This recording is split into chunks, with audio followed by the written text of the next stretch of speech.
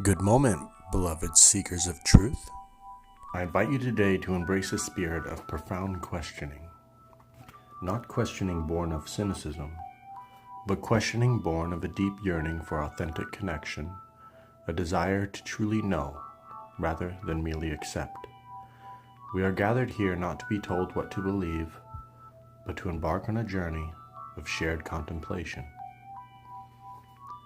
Many of us in our quiet moments, perhaps late at night, find ourselves grappling with the foundational stones of our understanding.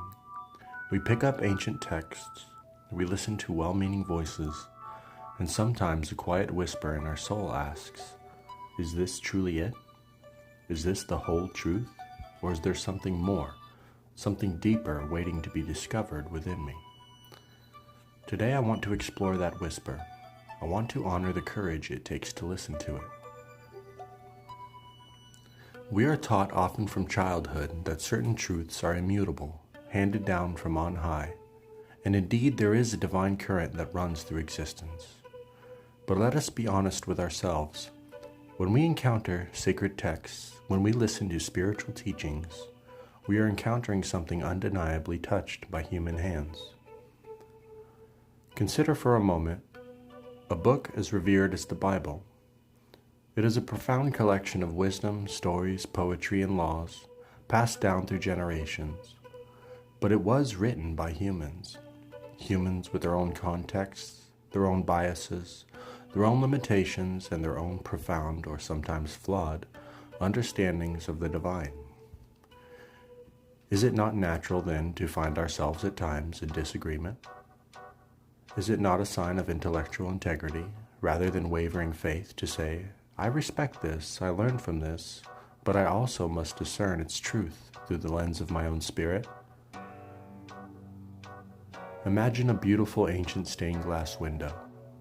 It depicts a divine scene, vibrant with color. But remember, human hands shaped the glass. Human hands set in the lead. Human hands interpreted the vision. The light that shines through is divine, but the prism through which we see it is human. To refuse the acknowledgement of the human element is to deny the very means through which the divine has often sought to communicate with us.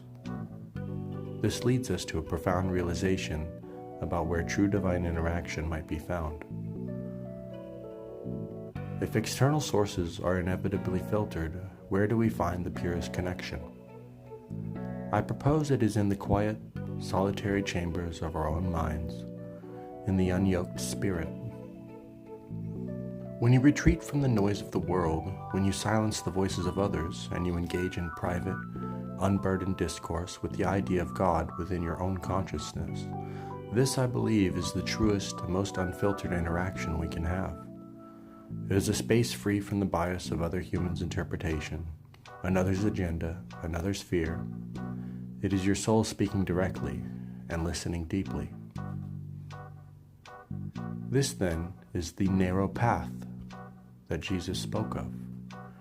Not narrow in exclusivity of people, but narrow in its demand for deep personal discernment. The broad road is the path of easy answers, of accepting prepackaged beliefs. The narrow path is the difficult, often lonely journey of asking, seeking, and knocking from within. It is narrow because it requires your active participation, your critical thought, and your courageous introspection. It's not a path for the masses who prefer to be told what to think, but for the few who dare to know.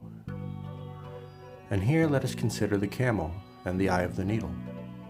Perhaps Jesus wasn't merely speaking of a material wealth, but a richness of self-sufficiency, of preconceived notions, of a refusal to be humble enough to let go of what we think we know. A camel fundamentally cannot be yoked.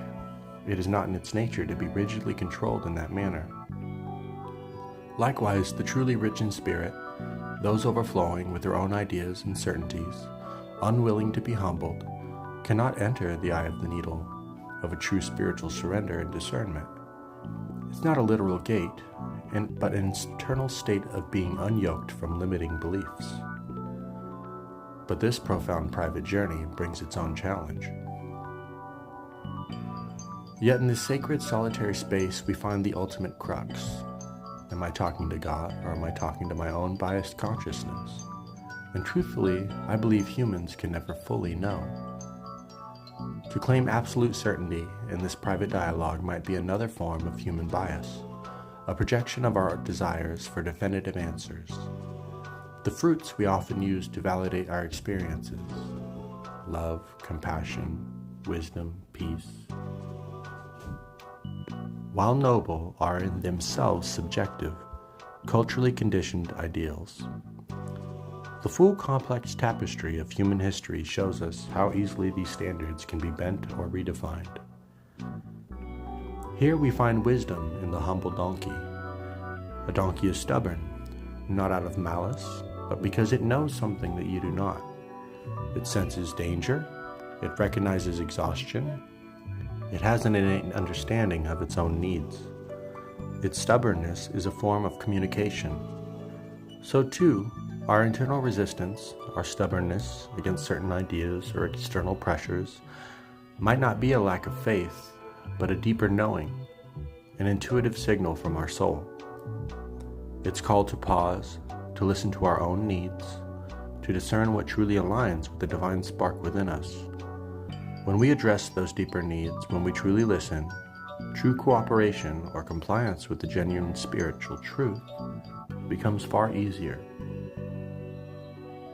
This continuous questioning, this openness to refine our understandings, is often denounced as a wavering faith. But I propose it is the very essence of a living, breathing faith. A faith that is static is dead. A faith that is afraid to question is brittle. True faith, the kind that grows and adapts and deepens, must be willing to continually explore, to learn, to even shed old skin. It is not wavering, it is growing. So what does this mean for us? It means embracing the courage of speculation. It means acknowledging the human hand in all earthly accounts of the divine, and turning inward for a purer conversation.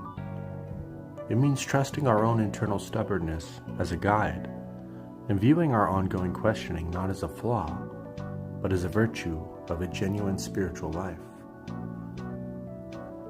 I invite you not to abandon what you know, but to add to it the profound practice of internal discernment. Step onto that narrow path. Be willing to be unyoked from assumptions. Listen to your own inner voice, or your own inner donkey. May you find peace in the questions, wisdom in the silence, and a deeper, more authentic connection to the divine as you courageously walk your own unique speculative and personal path. Amen.